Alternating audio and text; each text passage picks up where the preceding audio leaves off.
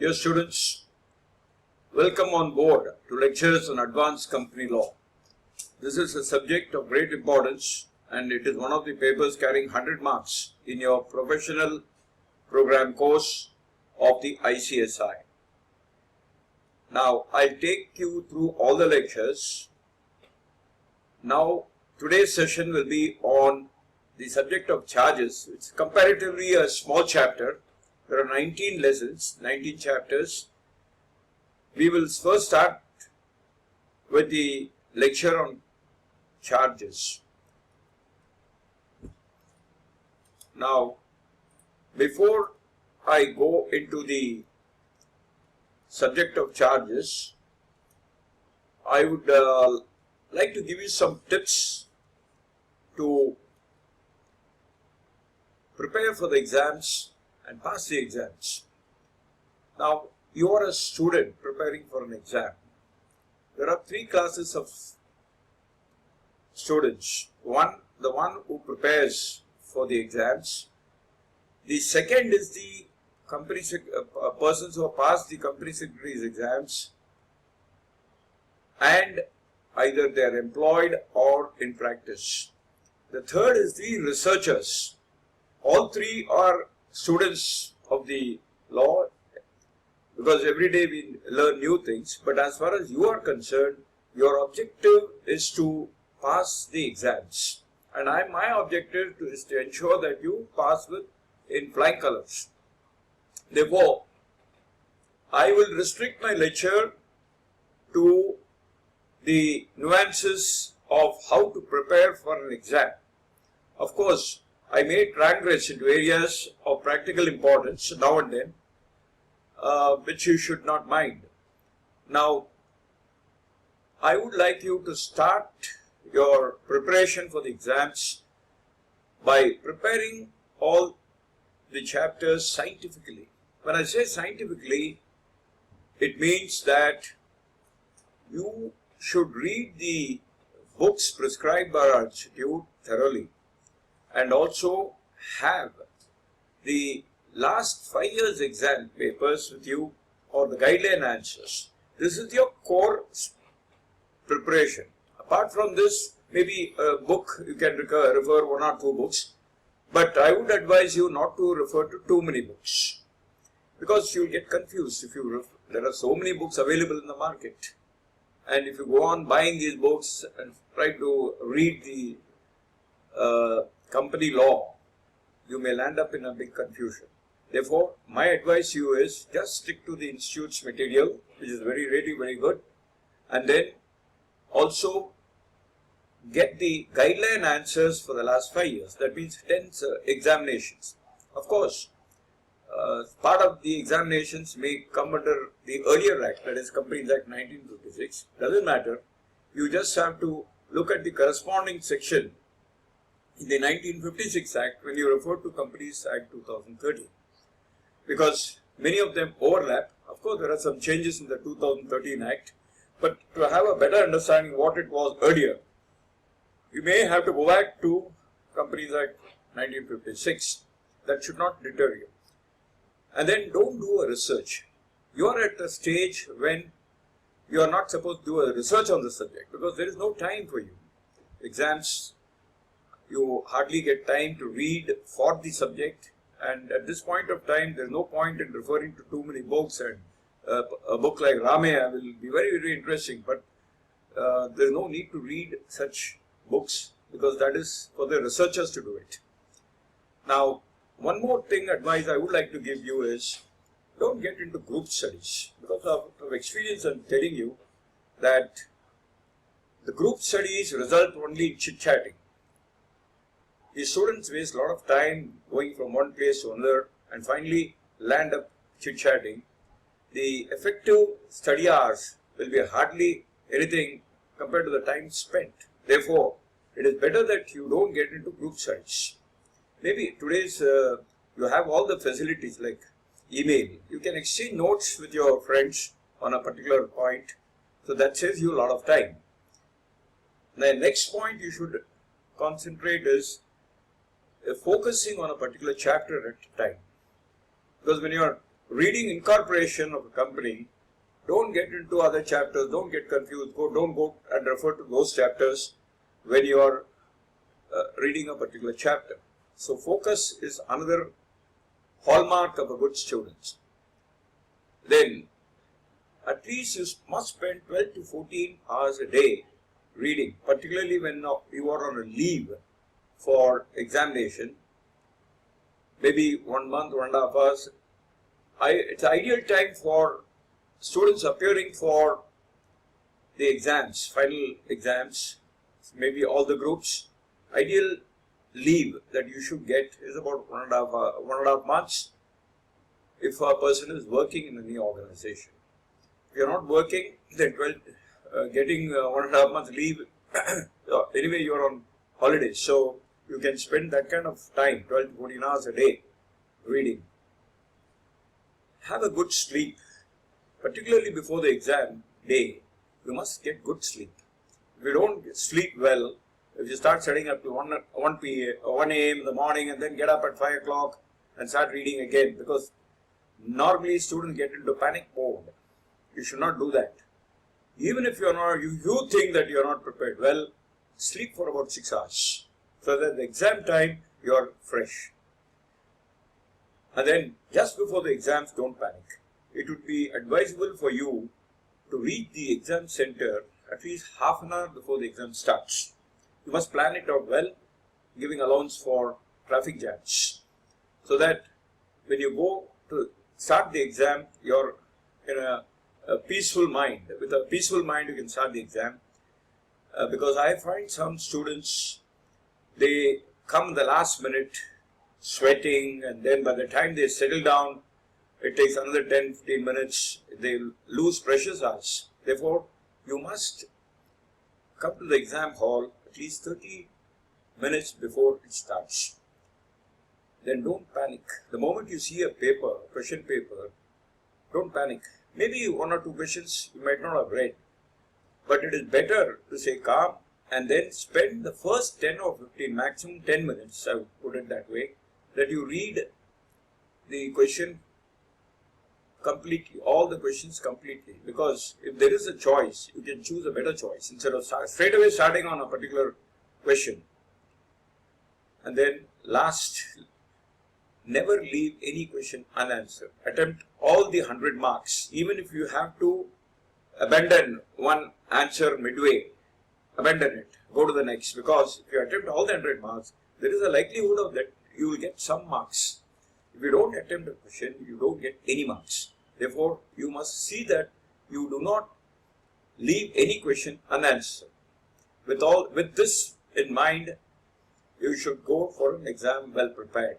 Now we'll get on to this subject of charges. Now there are about 19 lessons or 19 chapters that you have to cover, right from company formation to memorandum articles, and then issue of announcement of shares, alteration of share capital, issue and redemption of debentures, then acceptance of deposits, membership and transfer and transmission of shares, key managerial personnel, company secretary, because these are all important chapters, auditors, for example, preparation, presentation of the reports, distribution of profits, charges, intercorporate loans, investment guarantees, security, etc., etc. Now, you must do an ABC analysis. There are some chapters which are very, very important. The marks allocated are much more than the other chapters. Some are less important and certain others are least important. Therefore, your concentration should be on those chapters where you get the subject is quite vast, the chapters are vast, and it's likely that you will get about 20-25 marks from that particular chapter. So therefore, chapters like key managerial personnel or preparation, presentation of reports, intercorporate loans, etc. These are chapters that are very important, and you must spend more time on these chapters. Now what we are going to cover in this session is charges, a very, very small chapter. The marks, from past experience of so many years, I find that the marks allocated for the subject of charges is hardly 5 to 8 marks. But then this is a small chapter. If you can master this chapter, you are sure shot you get that 8 marks. So therefore, I thought first let me induct you onto this chapter first, so that you understand the nuances of this chapter and get prepared. Now, before you start the subject of charges, there are certain fundamentals that you must understand. The charges per se as a chapter is because of debt. The debt, there is, you know how it is in a company where the finances are involved, there's equity and debt. We are not talking about equity now, we are talking about debt. So the debt takes various hues and colors. Nobody will give you a loan unless there is a security. Now before that, you must understand what are the loans that company can avail, so that when the security is given, you should know how to register a charge. Now there is a fund-based finances and non-fund based. There is a clean overdraft. Now this clean overdraft is a very, very temporary affair. When a company needs money urgently and the company is doing well, the track records are good, the manager of a bank or a financial institution would not mind giving a temporary overdraft, which may not be, maybe you got a current account, company has got a current account. He may give you a small loan so that you get out of the immediate problem. But by and large, the lenders do not resort to any clean overdraft. Then you have the term loans. The term loans are loans which have to be repaid periodically. That's why it's called term loans. There is a particular term. Normally, except infrastructure companies, the term loans are restricted to repayment of the loans in either EMI or per quarter for about 5 years or maximum 7 years. So therefore, the characteristics of term loans are different from other loans. It is not repayable on demand. It has to be paid. Suppose I say that you have to pay every quarter. The banker cannot recall this loan at will and pleasure. He has to wait for that quarter to get back his money, payment of principal and interest. Unlike a working capital where it is repayable on demand. Working capital is dynamic because working capital is the money used for buying raw materials and other equipments necessary for the manufacture of goods. Now, term loans are those loans which are given for a purpose, say for purchase of a machinery or purchase of land and building. So therefore, the purpose of term loan is different from purpose of working capital. Working capital is always repayable on demand. Term loans are over a period of time. Working capital is almost permanent because as long as the company is doing well, as long as the company is a going concern, the working capital will be there. The company is supposed to service the interest portion alone. Then you have the corporate loans where big loans are involved. Companies have got big projects on hand. The financial institutions give what is known as corporate loans, which are more, it's a hybrid of term loans and working capital. Then you have the project finance. Some new project is being started. The lenders normally give you money for the entire project. Again, it's a hybrid. Then you have the foreign currency loans and export finance. They have got very different characteristics. Then you have these fund-based are ones where you actually, the banks or financial institutions actually lend money, rokada. But the non-fund based are those facilities where there is no outflow of cash from the bank. They are all assurances given by a bank. If something fails, the bank will pay. For example, guarantees. There are many types of guarantees. You have the bid bond guarantee or the performance guarantee or the advance payment guarantees. Depending upon the requirement of the client or the customer, the bank will give these guarantees. This is over a period of time, say 1 year, 1.5 years. Now, guarantees, there are no interest. It is commission which are charged for the guarantees. So, if the company fails to fulfill its obligations, the beneficiary of the guarantee will expect the financial institution of the bank to pay the money.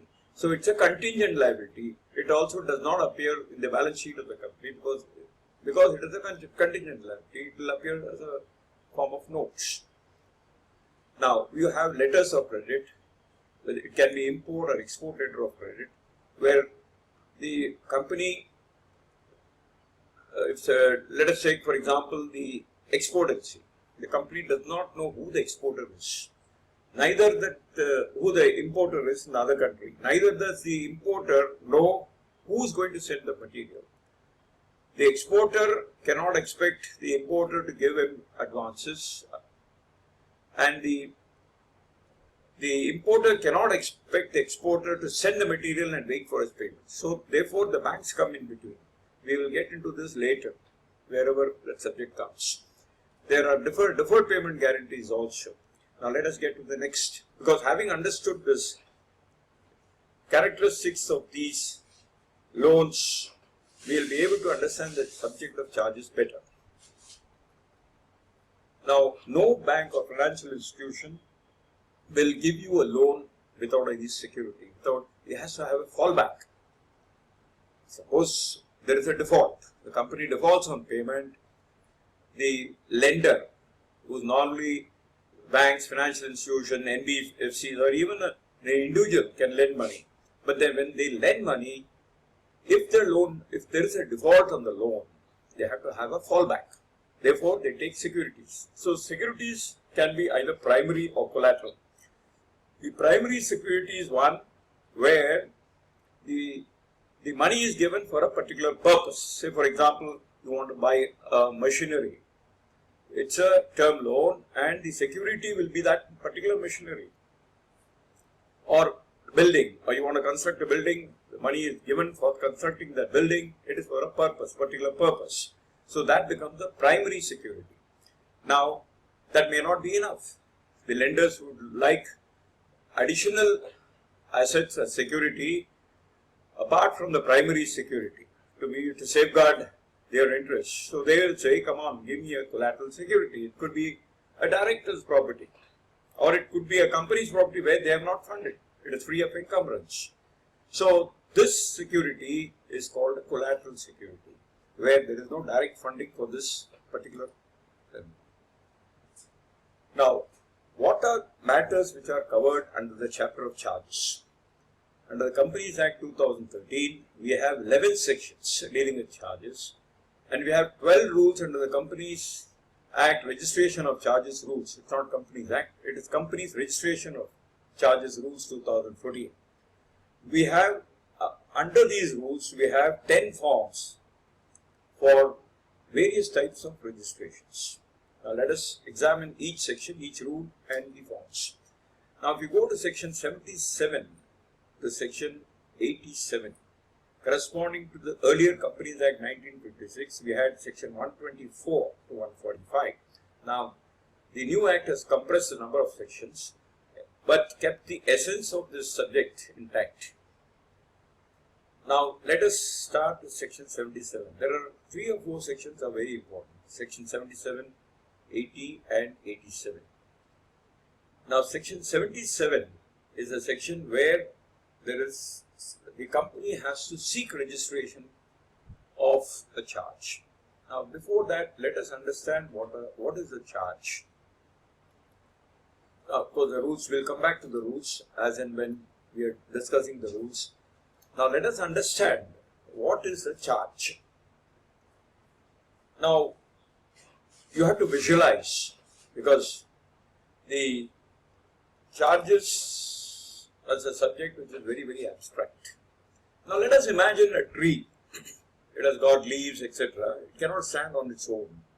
It has to have a stem and it has to have a root. So if you can imagine the tree as such, the green part of the tree as such, you can think it is a charge. And then there is a security. For any loan, there is a means of getting access to the assets. That is called security. Unfortunately, many people get confused between assets and security. Security is not, it is a means to that asset. It is not the asset itself. Therefore, the documentation and how you secure the assets is very important. So that comes under security. Then you have the assets on which a charge is created. It's a right. A charge is basically a right. And it is very abstract. You have to imagine, okay, the banker has given some money, he has to get it back. So therefore, there is a right. If you don't repay, he will exercise that right.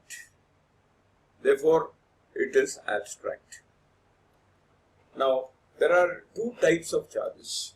When you have a floating charge as well as a specific charge. In a company, you have various assets. You have the factory building, you have the office building, machinery, etc., etc. And you have the tangibles and the intangibles. A tangible is one asset where you can feel the asset. Intangibles, you cannot feel. For example, brand, a goodwill, they are all intangibles. But nevertheless, there is a value to it. Recently we have seen in the papers Kingfisher. Now, Kingfisher brand was at some point of time, it had great value. Today it might have got depleted, or even a brand like Subiksha, for example. Once upon a time, a company called Subiksha was well known everywhere. But then, what has happened to it? Over a period of time, the brand value has depleted so badly that it has no value today. Therefore, to take intangibles as a security is a risk for the lender. Whereas, if it is an immovable property, for example, immovable property will always appreciate. Unlike other assets, where the depletion will be there. For example, a computer may get depleted. The value of the computer may get depleted or obsolete. And therefore, at some point of time, it may not have value. A machinery also, better than computer, but it is not that always the value of the machinery will be the same as when you bought it. And therefore, it has got also depletion. Now, when a company funds when the bank funds the company, it will take certain securities, like office building, machinery and all, raw materials, finished goods. There is something called a floating charge. You can't really identify on which asset you have got a charge, because there are some assets which are dynamic, like finished goods or even raw material, for example. It is not the same as it was yesterday. Today's raw material will not be there tomorrow. So therefore, it is a dynamic asset. You have to have a floating charge on it. At some point of time, you may have, when the charge crystallizes, it will go and fasten to that asset. Whereas, there is a factory building or a machinery that is not a floating. You can have a specific charge as long as you can identify that asset. For example, a car is funded. Purchase of a car is funded. There is a chassis number, there is a registration number. Chassis number is very important. So you can identify, tomorrow something happens to the company, there is a winding up, the lender will have a specific charge on the asset. He will take possession of that particular asset where he can identify. Whereas raw material finish you can't really identify. It will come in the general pool. Now, when do you say that the charge is a floating charge? Crystallizes. Now, before that, let us analyze I'll come to that crystallization charge. Let us analyze section 77. Now, section 77 says, a charge to be registered, it has to go through a certain process. Who will register that? Whose duty it is to register the charge? It is the duty of every company. It is not the duty of the lender or the charge holder to get the charge registered. Though registering the charge is to the advantage of the lender, it is a duty cast upon the company to register under this section. Therefore, if a company fails to register, it has to face the penalty and consequences. Now, a charge can be created on assets which are within or outside India. You can create a charge. There is a difference between creation and registration. Many bankers, in my experience, I have found that they get mixed up with creation and registration. Have you created a charge? A banker may ask you, the company secretary, have you created a charge? Yes, we have created. Have you registered the charge? That's what he should ask, because it's in his interest. Now, creating a charge can be done in India or even outside India. If a company is in India, registered in India, a charge is created on the assets of that company. A charge can be created outside India also. It's not necessary it should be within India. I will explain to you what it means to say that it's a creation of charge. Now, there are movables, there are immovables. Movables are, as I told you, finished goods, raw materials, or even machineries, what cannot be embedded to the earth. What is embedded to the earth becomes immovable property. Even a machinery embedded to the earth, for example, generator, it is embedded to the earth. And therefore, it becomes an immovable property. A building is an immovable property.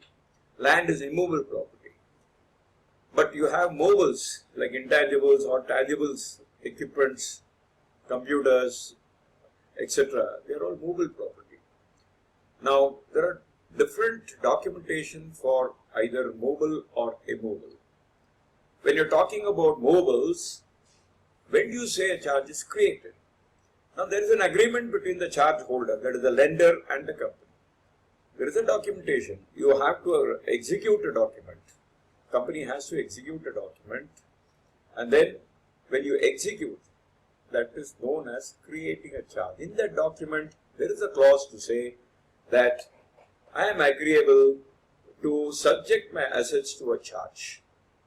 That is, I give a right to the lender to seize my assets if the company goes on a winding up. As long as it's a going concern, the lender or the charge holder has no right to seize the asset. When it's in the winding up or some other cause intervenes, then the charge holder has a right, he can exercise his right of seizing. Now therefore, a charge, suppose an agreement is signed outside the UK, for example, the director is in UK, the person who is authorized to execute the document is in UK. Now if he is signing there in UK for a charge which is created outside India, it can be registered in India. Now, on what do you create a charge? You can create a charge on the company's property or assets or any of its undertakings. The property must belong to the company. The word uses on its property. That means a director's property which is given as collateral cannot be registered as a charge with the ROC. Now it can be tangible or otherwise, as I told you. The property may be situated in India or outside India. Suppose company owns a property outside India. You can still create a charge in India or outside India on a property belonging to the company which is registered in India. The crux of the whole thing is the company must be registered in India. So therefore, to register the particulars of charge, the company has to sign a document. And we have certain forms like CGH1, CGH9 for debentures, etc., where the forms are used for making an application to the ROC for registration. It can be for a charge. CGH1, for example, is for a creation of a application for registration of charge. The same form is used for modification. The same form is used for where a property is acquired by a company from some other entity. And then we have other forms also. For a debenture, we use charge CHG9. Now, let us come to the next point in section 77, which is you must seek registration of charge within 30 days from the date of creation. Unlike the earlier act where 30 days started from the date after the date of creation, 2013 Act says within 30 days from the date of creation. Therefore, if suppose on 1st July the charge is created, that is, the documents are executed for movals on 1st July, the last date for seeking registration is 30th July. With the closing hours of 30th July, the company has to register the charge. Now, suppose the company does not seek registration within the 30 days. Is there a grace period for the company to file it? Yes. There is another 270 days, additional days for the charge to be registered. But then the ROC will levy such additional fees as may be prescribed. Now, if suppose even after 300 days, 30 days plus 270 days, the company does not seek registration, then does the ROC have any power to register? No. ROC's power stops with the 300th day. After that, he has no power.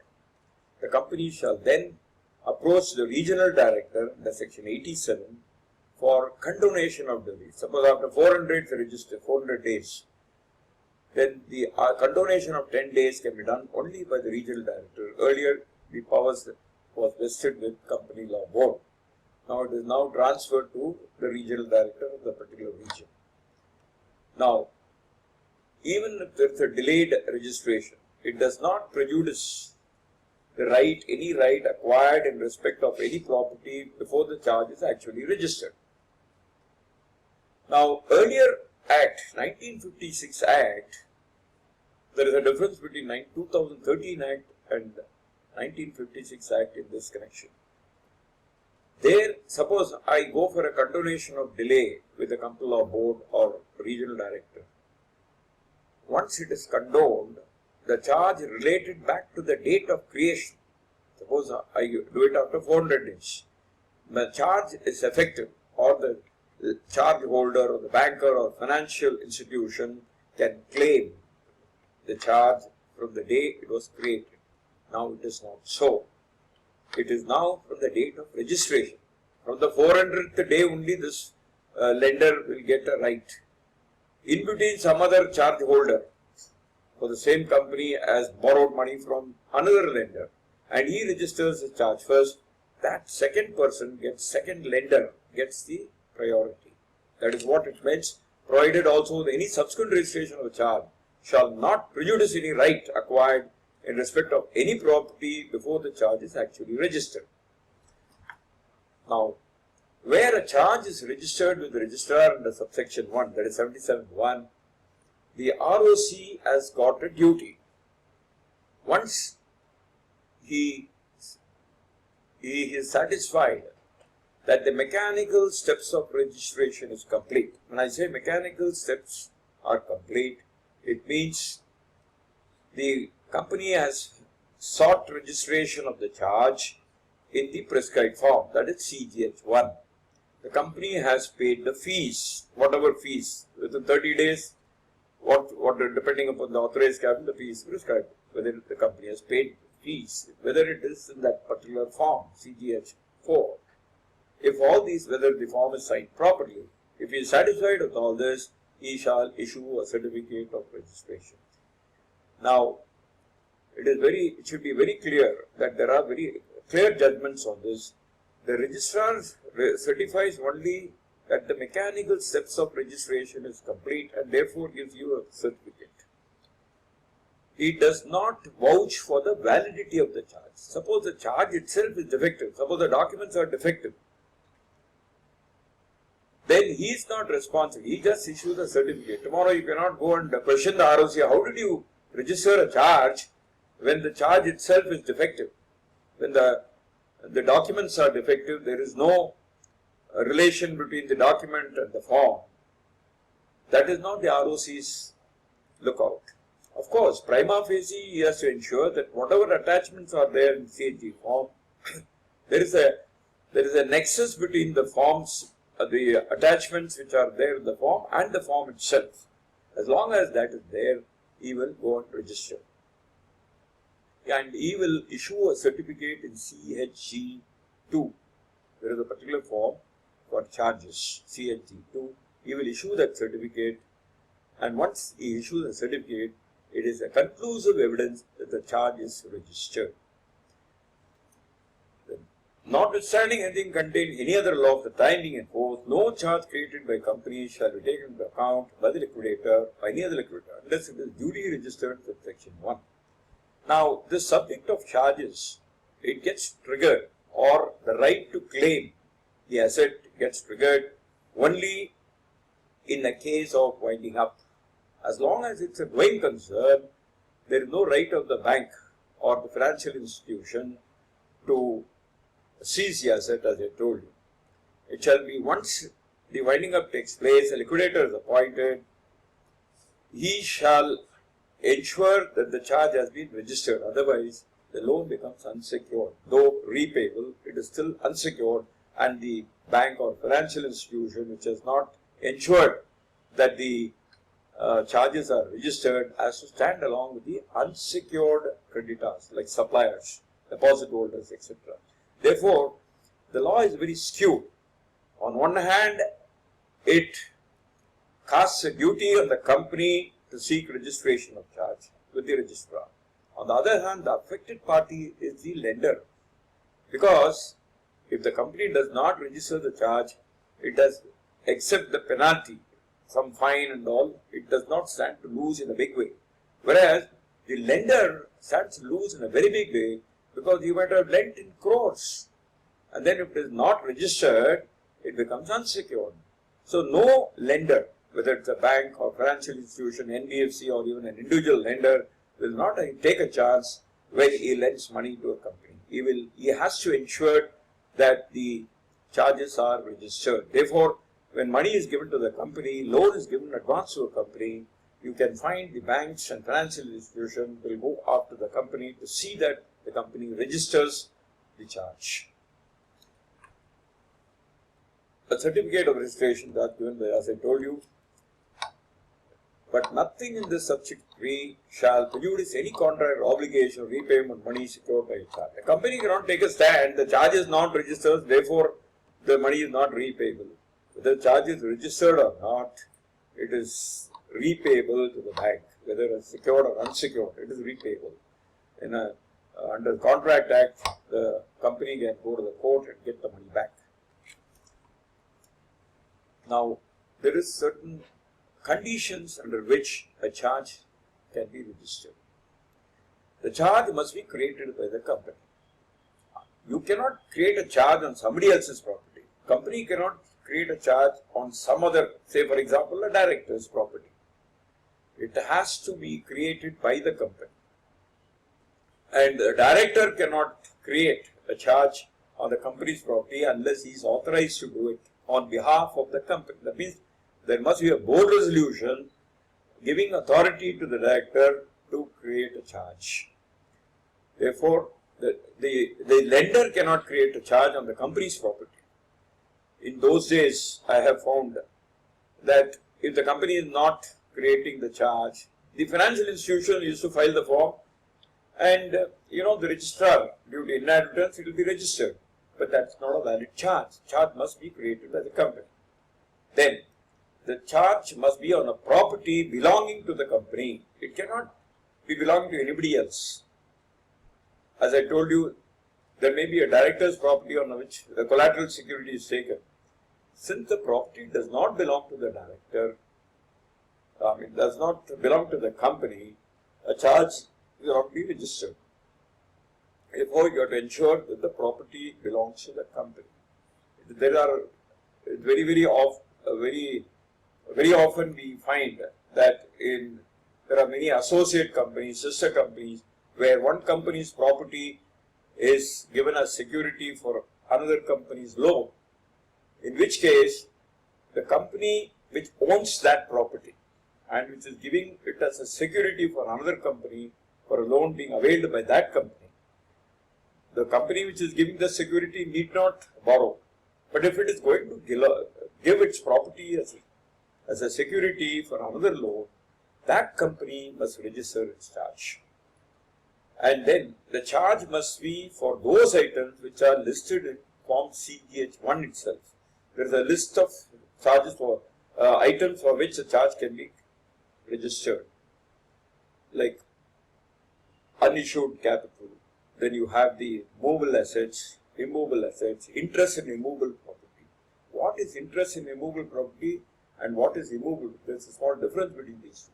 Suppose a property is taken on lease. Company takes a property on lease.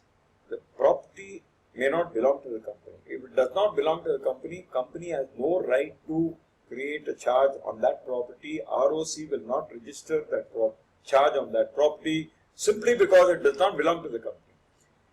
Such cases can come where you have MIDC, the state financial institutions, Mumbai or Chennai or wherever you are, the state funds or state gives its land on lease to companies in a industrial estate.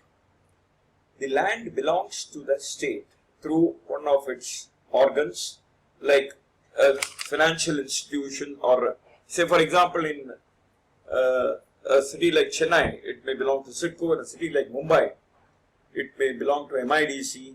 These are all property belonging to the government, to the organization, an arm of the government. And therefore, the company cannot create a charge on that property. What it can do is, it can create a charge on the leasehold rights which they have, maybe 99 years lease. Now, that is a lease. A leasehold property. Leasehold can be subjected to a charge. The practice is to take a no objection from the MIDC or CIDCO. Now, it's a debatable point, because whether on a no objection, even though it does not belong to the company, because section 77 talks about its property. A property belonging to MIDC is not belonging to the company. But the practice and custom is a no objection is given in a long lease, and the company creates a charge on the property itself, not only on leasehold rights, on the property itself. Now, these are the eligibility for a charge to be registered. The time limit, as I told you, is 30 days from the date of registration. Now, the company is given time up to 30 days. Suppose the company does not do it, the lender or the charge holder has a right to seek registration. But after the 30th day only, he cannot go and seek registration prior to that date. Then you have another 270 days is given as a grace period for the ROC to control the delay. Now, the question is, we will come to that slide later, whether ROC as a matter of fact, whether he has to register. That will come later. Now, beyond 300 days, ROC has no powers to control. It is only the RD which can condone. There is a difference between condoning and extending. When you say extension of time, before the period gets expired, you have to seek extension. Now, condoning is after the period is expired, you go and ask the appropriate authority for the delay to be condoned. It's not delay to be extended. So, here 300 days after the 300th day, it is condoned.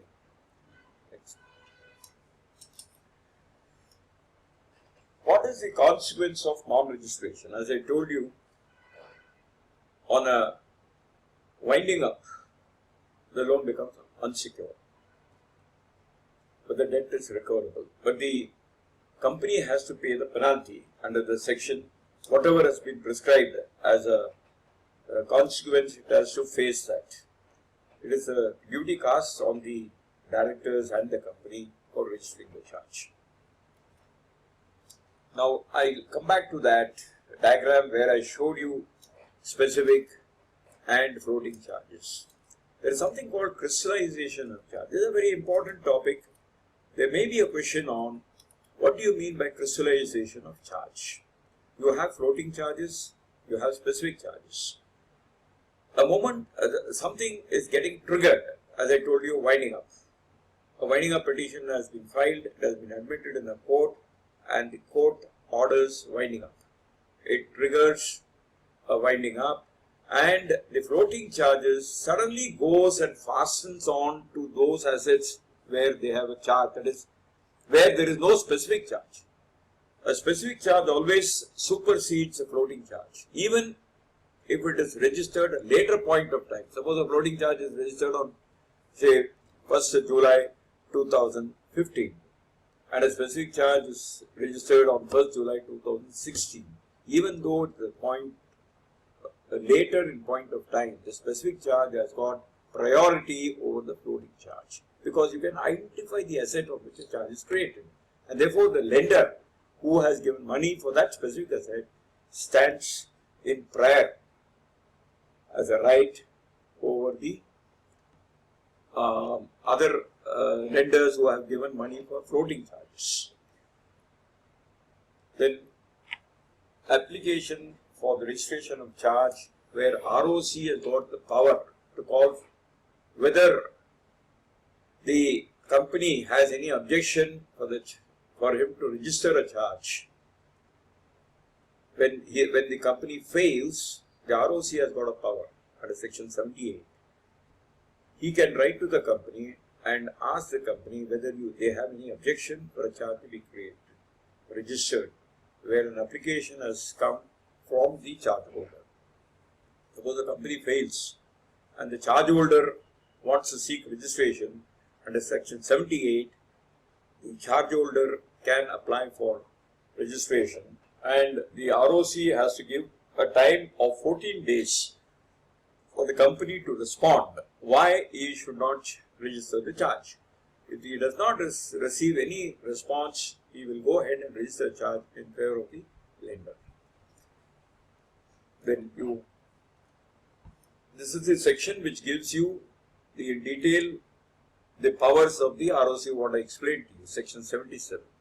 Then we come to section 78. We'll get back to 78 later. Now we will talk about 79. 78, section 78 talks about modification and 79 talks about charges on. 78 is what we have discussed now, ROC's power to register a charge where the company has failed and the charge holder has applied. That is section 78. This is 79, where the charge is on an acquired property. Now sometimes what happens, the partnership firm enjoys certain limits from the lender as a partnership firm. This partnership firm is acquired by a company, whether under, earlier we used to call partner in route, or on a takeover agreement, or a new company is incorporated with the main object of taking over a going concern, that is partnership firm. All the assets and liabilities are acquired, and these assets are acquired along with the charges on that property because the bank has already lent money on that property. So therefore, a charge on an acquired property has also to be registered with the registrar of companies. The method of registering and all is not really necessary for you as a student, but you can understand that a charge on an acquired property must also be registered with the ROC.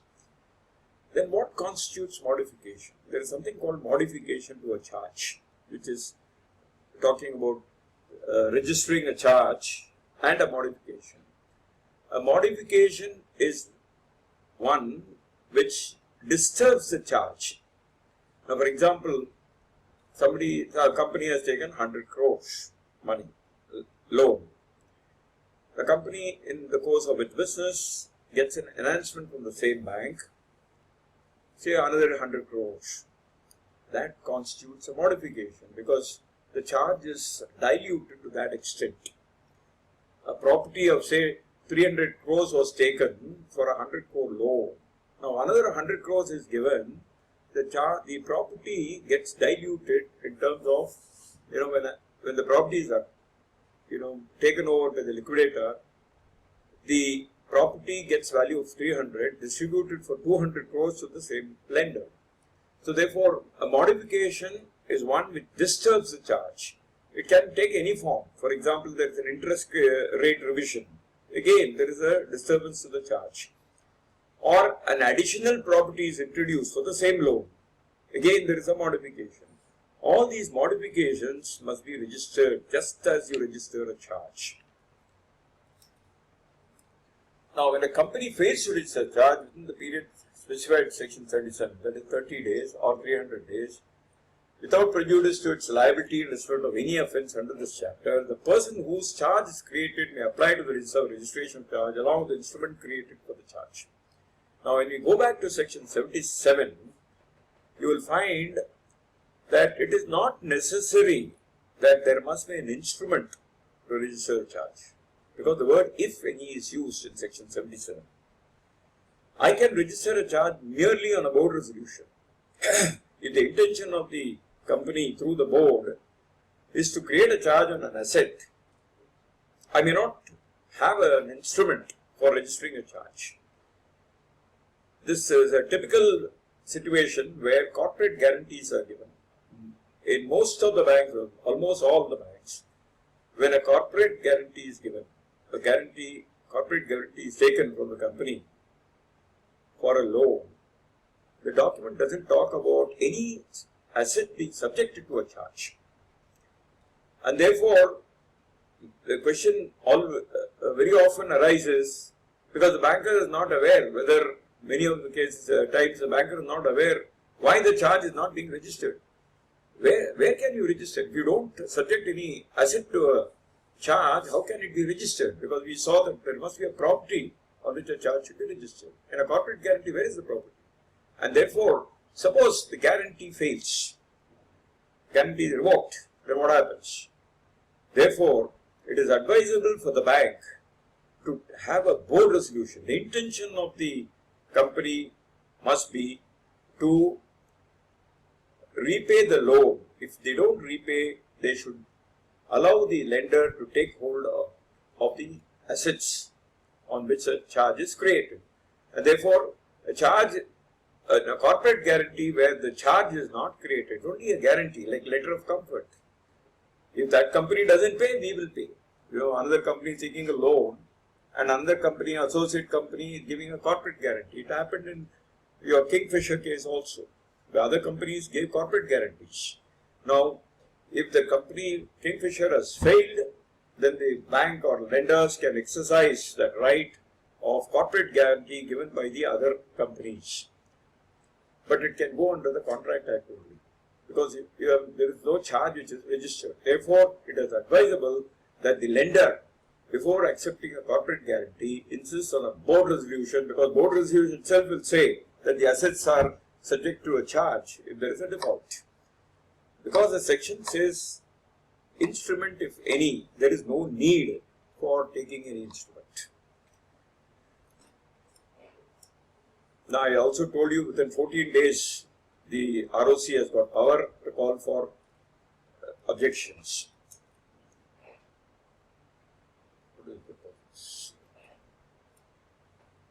Now, notice of charge. Section 80 is on notice of charge. There is something called notice of charge in this Companies Act. How will somebody know that there is an encumbrance on a property? You take a proprietorship. I take a loan as a proprietor from a bank.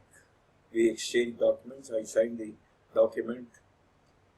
But nowhere it is coming on the public domain that there is a charge on that property. Where is it available? It is not unless it's an EM, equitable mortgage, where the EC will reflect on a movable asset or on fixed assets of the company. Nobody will know that that the bank has got a charge. Therefore, in a proprietor or partnership, there are only individuals interacting with the lender. In a proprietor, one person. In a partnership, the partners. Since it's not in the public domain, it is difficult for somebody, the second lender, to know that there is a charge on the asset. But lending to a corporate is a different ballgame. When you lend to a company, it is not only two parties which are involved, but there is a third party in the form of ROC who is a witness to this. Therefore, when you file a form, CHG1 or CHG9, you are telling the public, look here, there is a charge on this. The lender, knowingly or unknowingly, may give a loan on the same property. Unscrupulous fellow will go to another bank and ask for a loan on the same property without informing that he has already taken a loan from one bank. So therefore, What is the duty of the second bank? He has to conduct a search of records in the register of charges maintained by the registrar. So therefore, the purpose of filing the CGH1 is to give notice to the general public. There is something called constructive notice and actual notice. Suppose AGM is there and a notice is given to a particular person. It is an actual notice. But constructive notice is when it is displayed either on a newspaper or normally these charges are displayed on the MCA site, on the records of the ROC. The lender, before he gives money, it is his duty to examine or inspect the records of the ROC's office, take notice of whatever charges are there earlier, and then take a conscious decision whether he should lend further monies or not. So therefore, the purpose of notice of charge, there are two purposes. One, if I am giving a loan as a lender, I want to ensure by that my charge is registered in the ROC's office. Therefore, I go and examine the records at the ROC's office to ascertain whether my charge appears on the MCA site. Because the other person must know that I have got a charge. The second purpose is to ascertain whether any other lender would charge prior in time. Suppose somebody else has already got a charge, then I stand as a subservient charge. I cannot get a first charge of that property. After his loan is repaid, given out by the liquidator, I stand a chance to get my loan. Then there are two registers to be maintained. One register to be maintained by the company, which is in CGH 7. We saw the forms. There is a CGH 7 which is to be maintained by the company. The particulars are prescribed. That particular format they can keep as a soft copy or on a hard copy. Then the registrar also has to keep a register. The registrar shall, in respect of every company, each company has got a register. If you open the MCA site, there is something called index of charges. Each company has got a register, and the register will contain the particulars of charge. What is the amount, what is the property which is subject to charge, what is the interest rate, what are the repayment terms, what is the margin, etc., etc. So the registrar will display this register in the index of charges, and somebody wants to examine this register on a payment of fee, he can inspect. Our register kept in pursuance of this section should be open to any person on payment of fees. They cannot, unlike an income tax office where it is not open for public, you cannot go and examine the records of a particular person or a company, income tax particulars in the income tax office. It is not open for inspection. Unlike that, in the ROC's office, the records kept in pursuance of this section, charges, is open for inspection during business hours. And you have to pay some fees. Like this is satisfaction of charge. Once I repay the loan, I am entitled as a company that my charges, the notice of charge must be removed from the records of the ROC's office. So, when I repay the loan, I get a no-due certificate from a lender, the bank or the financial institution. Based on that no-due certificate, I'll have to give information to the registrar in the prescribed form. That is, the form prescribed is CGH4, that I have repaid entire amount. There is no question of partial. If you do a partial repayment, it will not come as a satisfaction. It will come as a modification. Suppose 100 crores, I have repaid 50 crores. And I want that record of the ROC must show only 50 crores, I must file a modification, not a satisfaction. Therefore, unless you pay it in full, you cannot file this form CGH4 for satisfaction of charge. And that also, you have to do it within 30 days. A very interesting question came, what is this within 30 days? In a case where a dividend was declared on a Thursday, you have to transfer the open account and transfer the amount within 5 days as per the Companies Act. On a Thursday at 3 o'clock, the dividend was declared. Banking hours were over. Now, what is the last date for payment? The 5th day. At that point of time, I'm talking about some years back, 30th September was a bank holiday for closing. So the company had only one day, Friday. Saturday it was closed, Sunday it was closed, Monday happened to be 30th September. The question was whether they can transfer the money on Tuesday. Now, Tuesday is the 6th day, actually. Thursday, Friday, Saturday, Sunday, Monday, Tuesday. Now, there is a particular clause, section in the General Clauses Act, which says the day of event should not be counted. If I say within one day, it does not mean that I count today itself.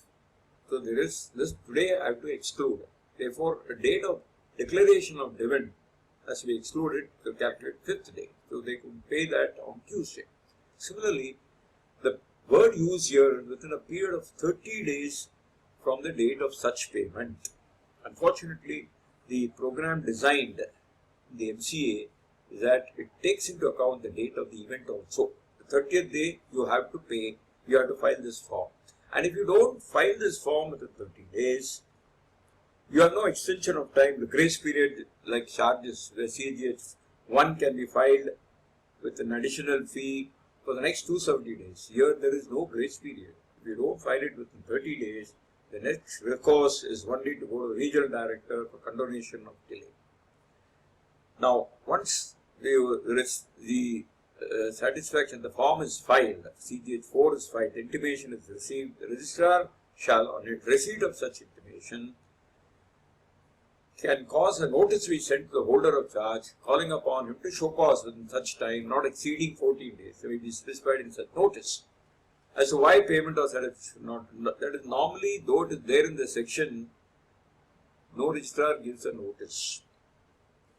The moment NDC, no due certificate, is given, it takes it on face value and removes the charges from his records. And therefore, if suppose the lender is not giving any no due certificate, then he can take recourse to this 14 days, not otherwise.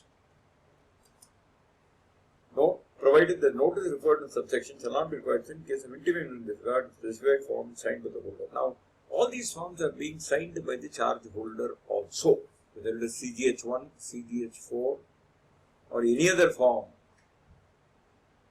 There are 10 forms except charge CGH8 where the delay, we are intimating the regional director. All of the forms have been signed by the charge holder also. The moment the charge holder signs the form, you have his consent. In fact, you don't need to have a no due certificate also, but to calculate the time, 30 days, you need an intimation from the charge holder when it was to be paid. If cause is shown to the registrar that the charge should not be registered, he will not be, satisfaction should not be registered, he will not record. He will reject the form. But there is nothing in the section deemed to be having the power to make an entry in the certain section 83 otherwise than on receipt of an intimation from the company. What does that mean? Under 83, you have section 83 gives power to the ROC to delete the entry from the register of charges. It can be because of the company having filed the form or the orders of the regional director, because wherever there is a rectification, I'll come to that rectification a little later, ROC has got powers. So, in 83, you have the registrar may on evidence being given to with respect to any charge, that the debt for which the charge was given has been paid or satisfied in whole and part, or that part of the property undertaking charge has been released from the charge. Now, there are 2-3 properties which are given. Strictly speaking, when a property is taken out, it has to be a modification, not a satisfaction.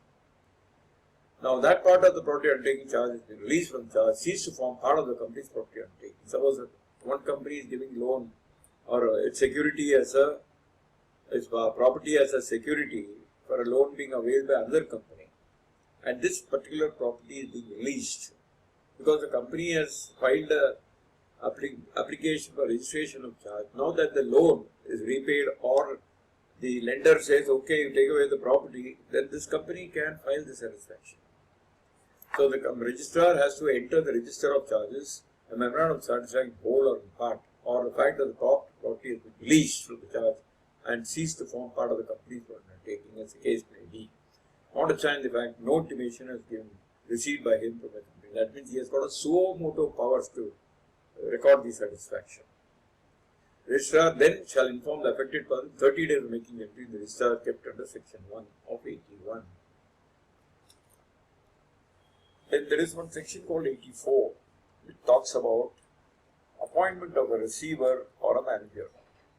It says if any person obtains an order for the appointment of a receiver of or a person to manage the property subject to a charge company, or if a person appoints such a receiver person under any power contained in any instrument, he shall within a period of 30 days from the date of passing the order or making of the appointment give notice of such appointment to the company and the registrar along with a copy of the order or instrument, and the registrar shall payment of the fees register particular receiver person with instrument of charge.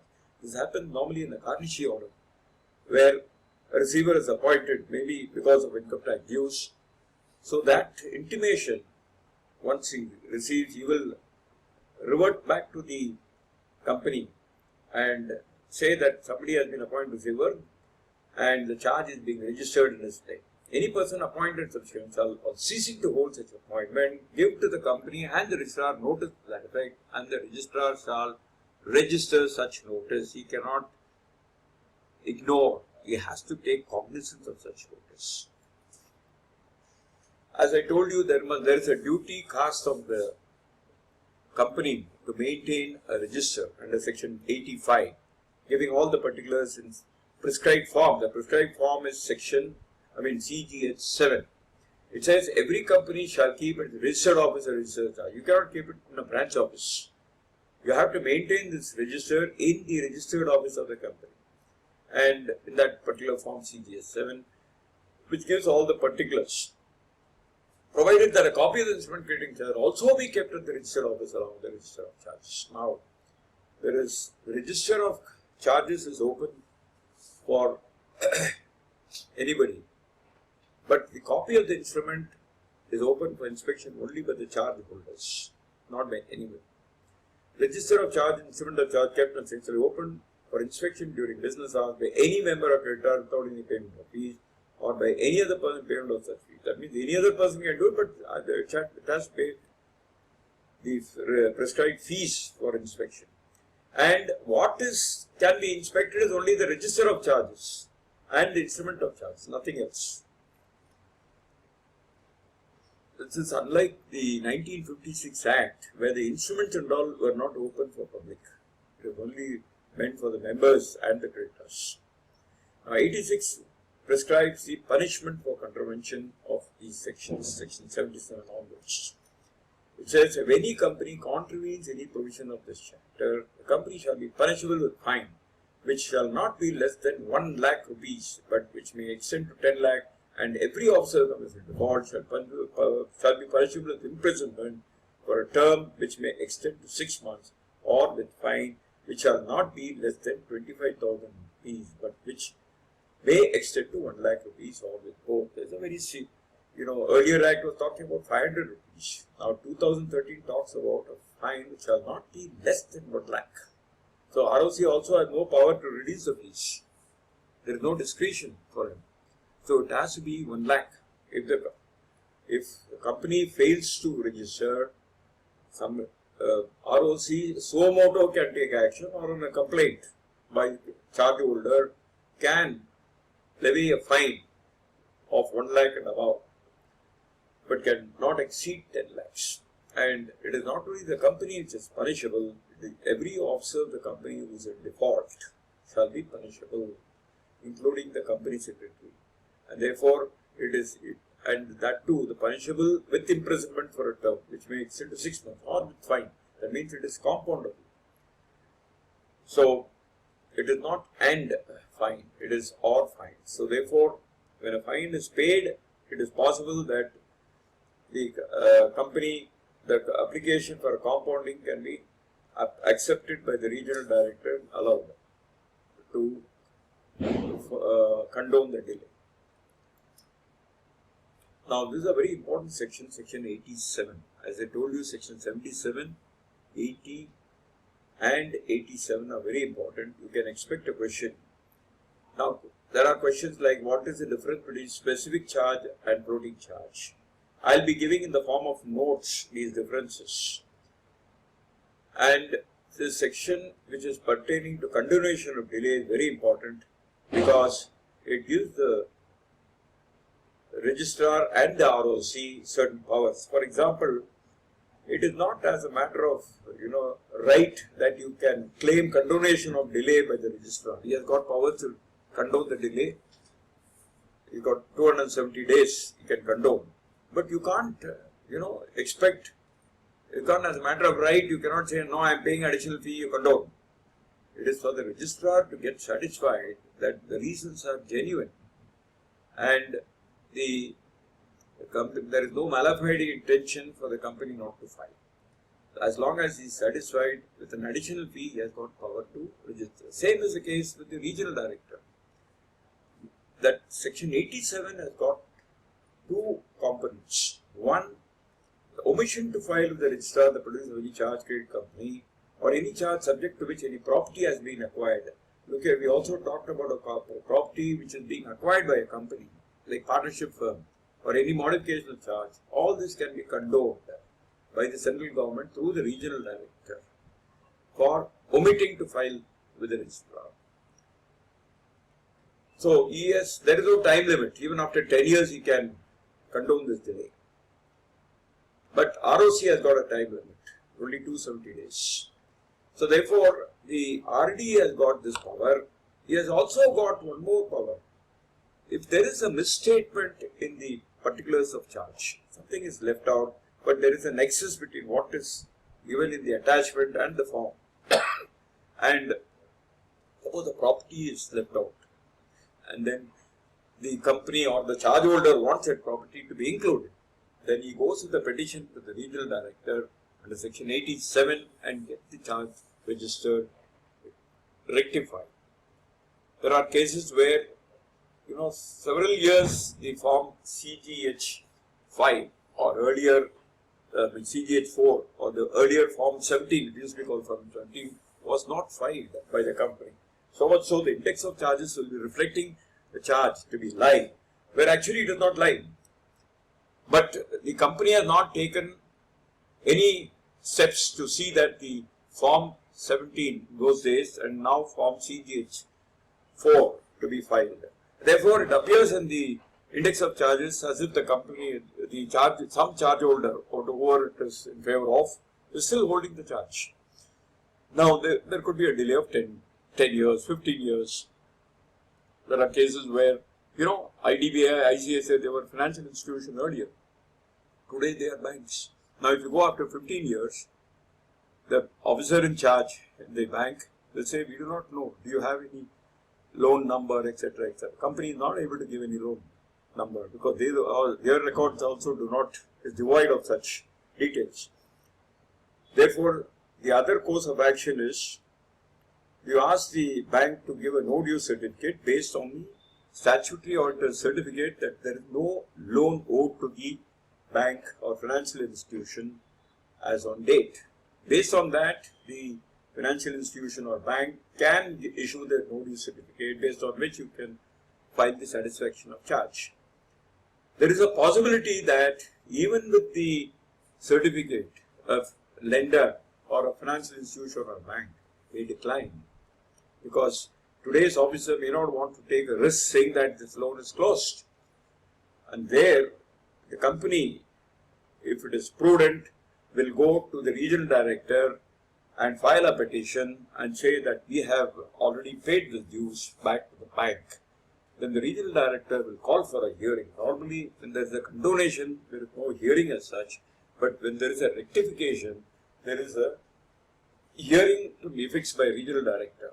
And at that hearing, the charge holder or the lender must, the onus is on him to prove that there is a loan due, which is very difficult for the bank to, as I told you, the onus will be on the lender to prove that the loan is still subsisting. As far as the company is concerned, they are producing a certificate from statutory auditor that there is no loan pending. Therefore, based on that, the regional director may direct the regional registrar of companies to delete the entry from the index of charges with tantamounts to rectification of charge.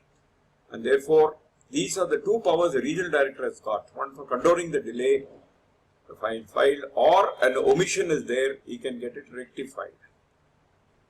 Now with this, we end the chapter on charges. But the regional director must be told before he condones the delay or rectification carried out, it is on just and equitable to grant relief. That is, reason must be genuine for the condonation of delay. If there is a mala fide intention, the regional director has got power not to rectify the register, or normally in a rectification he gets no objection from the lender. So if there is a condonation, he will also ask the company whether the loan whether the delay can be condoned. Therefore, the company's register of charges, the punishment for contravention, rectification, central government register of charge, filing of the particulars of for the registration charge by giving intimation of payment or satisfaction shall be extended as the case may be by the regional director himself, or rather an application being made to it. Now with this we end the session on charges. Now as a practice session, I will be sending you notes, short notes, fill in the blanks, and then we'll also be there will be objective type of questions if you so desire on mails. You can revert to me for any queries on this particular. As I told you, it's a very small chapter, but if you can master these sections and read those questions which are asked in the previous exams and answer them, like as I told you on crystallization of charge or a difference between specific and floating charge, you are sure to get that kind of marks. Thank you. There are certain questions which are being asked frequently. You may be able to answer all these questions if you get prepared for the same. I am going through these questions for your benefit, and if you are having any doubts on this, you can get back to me. As I have already explained the meaning of charge, it is a right. It is to be created by the borrower, or who is wanting to create a charge on that. And when do you say it is created? Now let me come to the immovable properties. I have discussed about the movable properties where the agreements are to be executed. As far as the immovable properties are concerned, there is no instrument. There are two types of mortgages which are in vogue in India. One is the equitable mortgage, a misnomer, equitable. Normally it is actually to be said that it is a memorandum of deposit of title deeds. Mortgage by deposit of title deeds, or equitable mortgage. That's a common parlance which is used. Then you have the registered mortgage, simpler registered mortgage. Now, when a property of 100 crores is given and you have taken a loan of only 10 crores, it makes sense to have a registered mortgage done.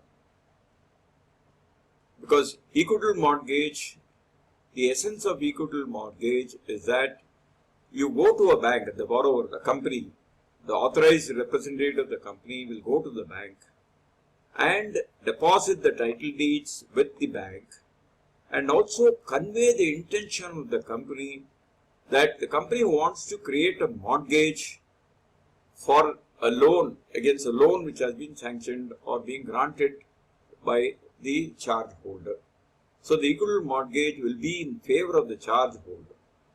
He will not sign any document. The moment he signs that document, it will be termed as bargain document, and ad valorem stamp duty is payable. As long as he doesn't sign, the manager will write. Normally it's like this: when the deposit, the title deed is deposited, the manager, the bank, will record that he has come and deposit this with the intention to create. The essence of the whole thing is the intention to create a mortgage must be conveyed by the company's representative on behalf of the company. A mortgage is created. Here, till 2002 or something, there was no stamp duty payable for equitable mortgage. So, unscrupulous companies used to go and deposit the document with the bank and then go to the next bank saying we have lost it, we have given address in the newspapers, and create another duplicate and get some more loans. To stop that, the government came out, the stamp duty is a state subject. So each state government has come out to say that you have to register the equitable mortgage also. Because earlier there was nothing like registration of equitable mortgage. But there is no, it was not in the public domain. So today it's in the public domain. If you go and take an EC, the encumbrance will be reflected in favor of some XYZ. So therefore, when you create an equitable mortgage, there is no instrument. But the person who creates the mortgage or the company will send a confirmation letter to the bank that they have created, or there is something called memorandum of deposit is created and registered with the sub-registrar's office, registrar of assurances. That document is filed with the registrar to register a charge. As I told you, it's the duty of the company to register a charge, not the charge holder, though he is the affected party. This we have already discussed. What can a charge be created? Not change. There is a mistake. What can a charge be created? Charge can be created on intangibles as well as tangibles. Eligibility test we saw, it's a revision. What I am talking to you is a revision. Eligibility test is that there are three conditions. One is it should be created by the company, not by anybody else. It should be on a property belonging to the company, and it should be for those matters which are listed in CAG law. Unless, unfortunately, the rules do not prescribe. Earlier Act, the section itself, section 125(1) itself used to prescribe what are the items for which a charge can be created. Here, neither the Act nor the rules talk about it, except the form CHG 1, which talks about 10 items for which charge can be registered. Then, as I told you, a charge can be created on a property outside India, situated outside India. Then registration means the act of recording the charges, being a charge on a property by the registrar of companies. Nobody else can register. It is only the registrar of companies can register a charge. And the company duty is to create a charge. Now, a charge can be registered even outside India. Yes, it can be registered, but the problem is on a property belonging to a company which is registered in India, but a property which belongs, a company which is situated outside India, there are certain things which you have to observe, that the law of that country has also to be taken into account before exercising the right or at the time of winding up. Earlier, when the charge was created outside India, you had 3 months' time. After it comes to India, you had 30 days. Now, the day you create a charge there, within 30 days, you have to file the particulars of charge with the ROC. What do you mean by particulars of charge? A charge can be created for borrowing money based on which an asset is subject to charge. So particulars can include the description of the asset, whether it's movable, if it is immovable, all the survey numbers, etc. has to be given. It has to be on a specific immovable property. You can't create a floating charge on an immovable property. Under the Transfer of Property Act, it has to be on a specific immovable property. That means you must give the survey number, etc., that is on the north, east, west, what is, the boundaries of that particular immovable property. It has to be described. You have to give what is the margin, what is the repayment period. All these means the particulars of charge which are there in the form itself. Then I have already talked about the forms which are in vogue. There are 10 forms. Charge CHG 10 is yet to be notified. We do not know for what it is. Otherwise, these forms are all one for seeking registration. The other is for satisfaction. Then you have debenture separate form. Normally, a debenture, when a charge is created based on a debenture on an asset of the company, you have to file form CHG 9, not CHG 1. all these sections we have already seen. Then the rules also we have seen. There are about 12 rules. Now here, this form, if you see any form, after all the particulars are given in the form, the company has to sign through a director, and then the charge holder has to sign. Over and above that, there is a certification by a professional. Either it can be a company secretary, chartered accountant, or a cost accountant. That DSC has to be fixed on the form, saying that there are 3-4 items there, saying that I have read the provisions of the Companies Act, I have seen the records, etc., etc., and I certify that what is stated here is correct. Then there is one more provision in the form. There is somebody called an assignee, assigner, assignee. When a debt goes bad, NPA, you must have heard of the word non-performing asset. The bank sells the debt to asset reconstruction companies. There is a certain set of companies which are called asset reconstruction company. They buy the debt. The moment they buy the debt, they become the assignee. The assigner is the bank. So there is a provision for assigner, assignee to sign the form if there is a cases of debts being assigned. Then, as I told you, there is no need for an instrument. Even a board resolution, you can create a charge. Instrument means one which is described in the Transfer of Property Act to be a document which is stamped.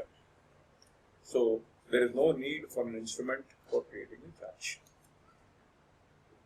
Now, this fee payable is given in the rules.